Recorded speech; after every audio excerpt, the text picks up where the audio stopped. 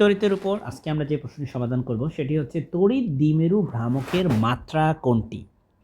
তো প্রথমেই তড়িৎ দ্বিমেরু ভ্রামককে আমরা পি দিয়ে প্রকাশ করি। পি হচ্ছে কিউ ইন্টু ডি, ঠিক আছে। তো দেখো এখানে আমি একটা চিত্র আঁকছি, একটা ধনাত্মক চার্জ হচ্ছে প্লাস কিউ আর একটা ঋণাত্মক চার্জ হচ্ছে মাইনাস কিউ। এই দুইটা চার্জের মাঝখানে যে দূরত্ব, এই দূরত্বটাকে আমরা বলবো হচ্ছে ডি। ওকে, সো এখন আর কিউ হচ্ছে যে কোনো একটা চার্জ। এখন মাই ডিয়ার স্টুডেন্ট দেখো, এই কিউকে আমরা লিখতে পারি আই ইন্টু টি, ঠিক আছে। কিউকে আই ইন্টু টি লিখতে পারি। এর কারণ হচ্ছে I equal to Q by T. I মানে এখানে তড়িৎ প্রবাহ বোঝায়, তড়িৎ প্রবাহ।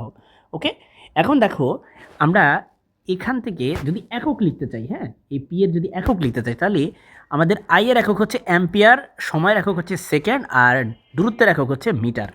আর যদি তুমি মাত্রা লিখতে চাও, মাত্রা, হ্যাঁ, পি এর মাত্রা লিখতে চাও তাহলে দেখো আই মানে অ্যাম্পিয়ার, অ্যাম্পিয়ারের মাত্রা এটাকে আবার আই দিয়েই কিন্তু প্রকাশ করে, আর সময়কে আমরা টি দিয়ে প্রকাশ করি, আর দূরত্বকে এমকে, মিটারকে আমরা এল দিয়ে প্রকাশ করি। তাহলে এটাকে যদি সাজিয়ে লিখি তাহলে এটা হবে এল এল টি আই।